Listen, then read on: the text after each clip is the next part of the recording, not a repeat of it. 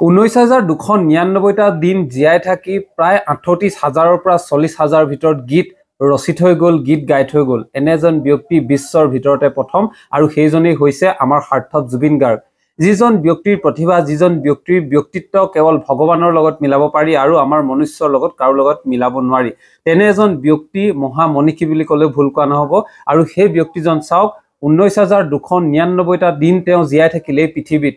52টা বছৰ তেওঁ জীয়াই থাকিল। 19,000 যদি প্ৰতিদিন হিচাপ কৰে 19,299টা দিন, আৰু এই 19,299টা দিনত প্ৰায় 40,000 গীত গাই থৈ গ'ল। অৰ্থাৎ আপুনি ভাবক, তেনেহ'লে এদিনতো হিচাপ কৰিবলৈ গ'লে 40,000টা গীত বা 38,000, প্ৰায় 38,000ৰ পৰা 40,000 বুলি হিচাপ কৰা হয়, প্ৰায় 38,000ৰ পৰা 40,000 গীত, আৰু তেওঁ জীয়াই থাকিলে 19,299 দিন। অৰ্থাৎ ইমান কম দিনত ইমানখিনি গীত গাই থৈ গ'ল।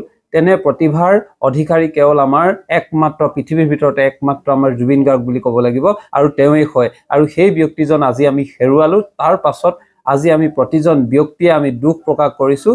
এটা কথা চাবলৈ গ'লে চাওক, কিমান বেছি প্ৰতিভাৱান হ'ব লাগিব। আমি দিনৰ দিনটোত নিজৰ কৰিবলগীয়া কামখিনি কৰিবলৈকে এলাহ কৰি থাকোঁ। যিটো নিত্য প্ৰয়োজনীয় কাম, সেই কামটো কৰোঁতেই কিমান আমি অৱহেলা কৰোঁ বা কৰিবলৈ থাকি যায় এটা দিনত। কিন্তু তেওঁ এটা দিনত 40টা 38টাতকৈ গীত গাই গাই আজি চাওক ইমানখিনি এটা পৰ্যায়লৈ লৈ গ'ল, য'ত 19,299টা দিনত তেওঁ 38,000 পৰা 40,000 গীত গাই থৈ গ'ল।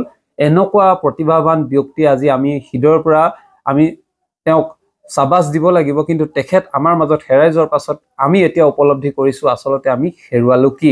এনে এজন মহান মনীষী, এনে এজন বৰেণ্য ব্যক্তি, যিজনক আচলতে কোনেও আচলতে 100 বছৰত এনেকুৱা কাম কৰিব নোৱাৰে যিখিনি কাম জুবিন গাৰ্গে কৰি থৈ গ'ল। আৰু সেই ব্যক্তিজনক আজি আমি হেৰুৱাই কিন্তু মৰ্মাহত।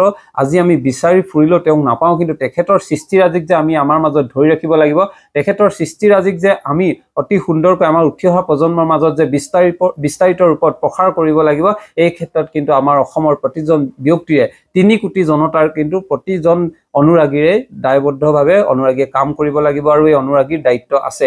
কাৰণ এনে সৃষ্টিৰ, এনে প্ৰতিভাশালী ব্যক্তি আমি পাইছিলোঁ, আৰু বিশ্বৰ ভিতৰতে একমাত্ৰ বুলি ক'ব লাগিব, যিজন আমি এতিয়া হেৰুৱাই প্ৰতি সময়ত প্ৰতিনিয়ত আমি এতিয়া মৰ্মাহত হৈ আছোঁ।